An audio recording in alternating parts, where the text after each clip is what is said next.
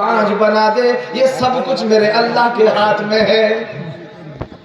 لہذا شرک نہیں کرنا ہے۔ ابھی شب برات آ رہا ہے، 15ویں شعبان میں شب برات 14 13 کی رات میں جاگیں گے اور 14 تاریخ میں ہم کو روزہ رکھنا ہے۔ اس رات میں اللہ تعالیٰ مغفرت کا عام اعلان کریں گے۔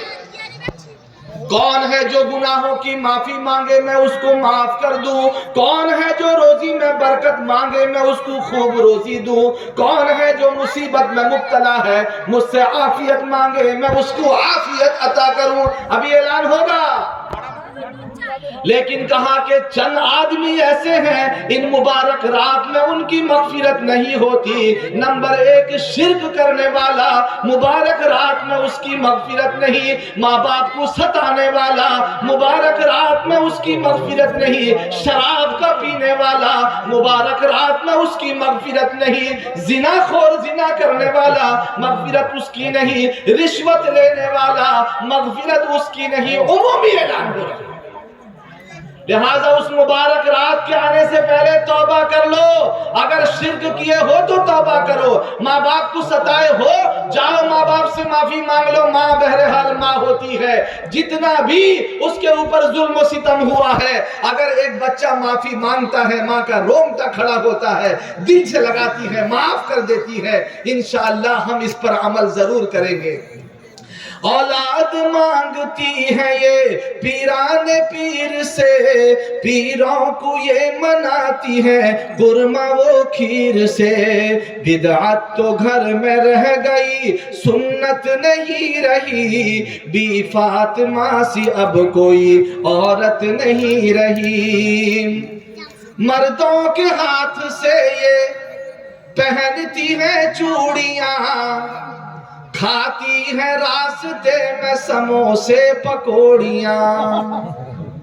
کھاتی ہیں، یہ کہاں سے مولانا کو لے کر یہ پوائنٹ سب بتا رہے ہیں۔ ارے بھائی حق بات کہتا ہوں، سنو۔ مردوں کے ہاتھ سے یہ پہنتی ہیں چوڑیاں، چوڑی خرید کے لاؤ۔ ایک مرد میرے عزیزو سنو، جو غیر مرد ہے وہ اگر تمہارے ہاتھ کو چھوتا ہے، اس کے دل میں جو خیال آتا ہے اس کے خیال کا گناہ تم کو بھی ملتا ہے۔ مردوں کے ہاتھ سے یہ پہنتی ہیں چوڑیاں، کھاتی ہیں راستے میں سموسے پکوڑیاں۔ شرم و حیا سے اب کوئی رغبت نہیں رہی، بی فاطمہ سی اب کوئی عورت نہیں رہی۔ السلام علیکم۔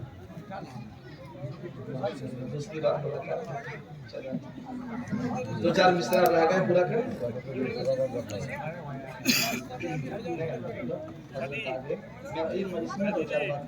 سن لو جلدی جلدی، مولانا آگئے۔ آب آمد تو تیمم برخاست انشاءاللہ۔ اچھا، اللہ حفاظت فرمائے۔ ابھی ہمارے مربی کہہ رہے ہیں کہ شراب خوری عام ہو گئی ہے۔ اللہ حفاظت فرمائے، یہ شراب اتنا گندا چیز ہے، اگر ایک بالٹی پانی میں اگر شراب کا ایک قطرہ گر جائے، مولانا بیٹھے آپ مسئلہ پوچھئے بتائیں گے، کیا وہ پانی ناپاک نہیں ہوتا؟ جیسے پیشاب کے ایک قطرے سے پورا پانی ناپاک ہو جاتا ہے، شراب کے بھی ایک قطرے سے وہ پانی ناپاک ہو جاتا ہے۔ شراب ایسا حرام ہے، قرآن کریم کے اندر اس کی حرمت کا صاف اعلان ہے۔ ارے یہ دنیا کی شراب کو مت پیو، اللہ تعالیٰ قیامت کے دن شرابن طہورا پاک شراب پلائے گا۔ اگر یہاں پیو گے تو وہاں نصیب نہیں ہوگا۔ یہاں کا شراب پینے کے بعد ماں اور بہن اور بیوی میں فرق نہیں کر پاتا۔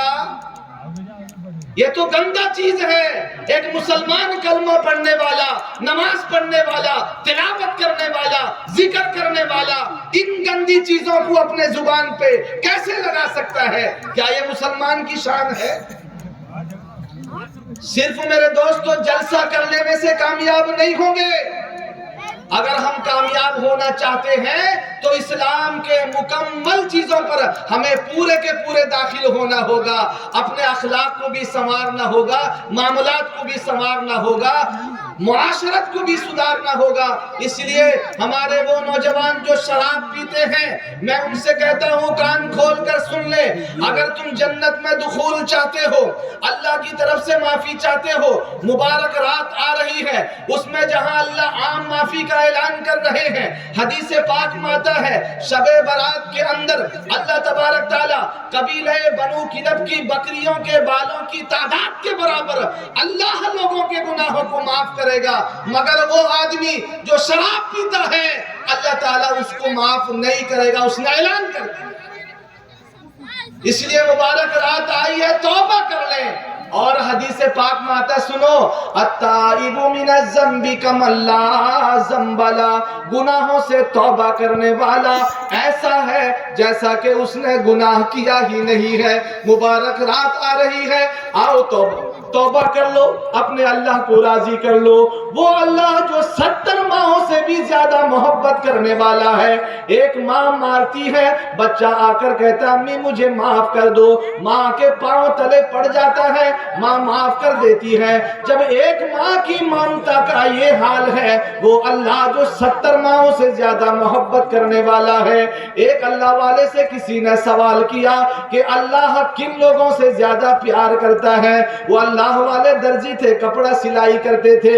ایک دو نوجوان آپس میں بحث کر رہے تھے.